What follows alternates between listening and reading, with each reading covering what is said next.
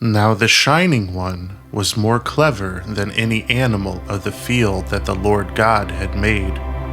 It asked the woman, "Did God actually say, 'You are not to eat from any tree of the garden?'"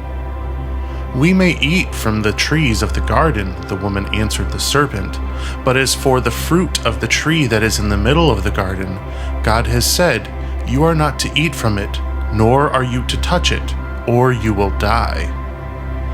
"You certainly will not die," the Shining One told the woman.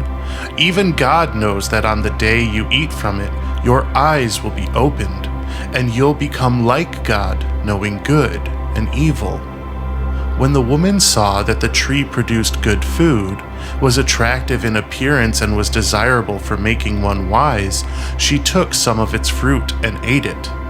Then she also gave some to her husband, who was with her, and he ate some too. As a result, they both understood what they had done, and they became aware that they were naked. So they sewed fig leaves together and made loincloths for themselves.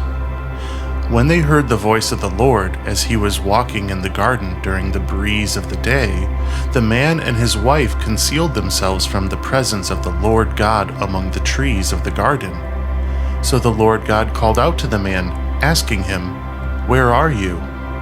"I heard your voice in the garden," the man answered, "and I was afraid because I was naked, so I hid from you." "Who told you that you are naked?" God asked. "Did you eat fruit from the tree that I commanded you not to eat?"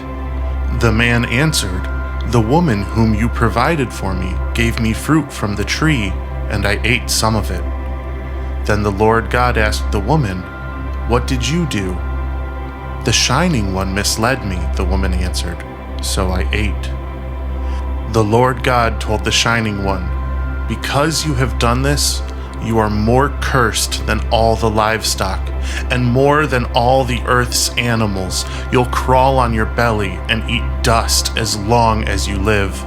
I'll place hostility between you and the woman, between your offspring and her offspring. He'll strike you on the head, and you'll strike him on the heel." He told the woman, "I'll greatly increase the pain of your labor during childbirth. It will be painful for you to bear children.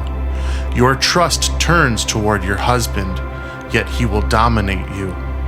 He told the man, "Because you have listened to what your wife said, and have eaten from the tree about which I commanded you, you must not eat from it.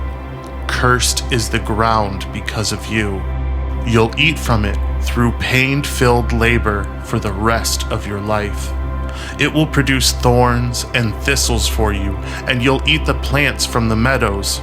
You will eat food by the sweat of your brow until you're buried in the ground, because you were taken from it. You are made from dust, and you'll return to dust." Now Adam had named his wife Eve, because she was to become the mother of everyone who was living. The Lord God fashioned garments from animal skins for Adam and his wife, and clothed them. Later, the Lord God said, "Look, the man has become like one of us in knowing good and evil.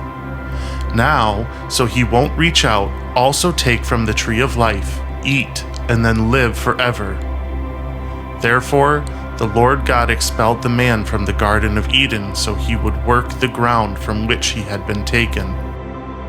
After he had expelled the man, the Lord God placed winged angels at the eastern end of the Garden of Eden, along with a fiery, whirling sword, to prevent access to the tree of life.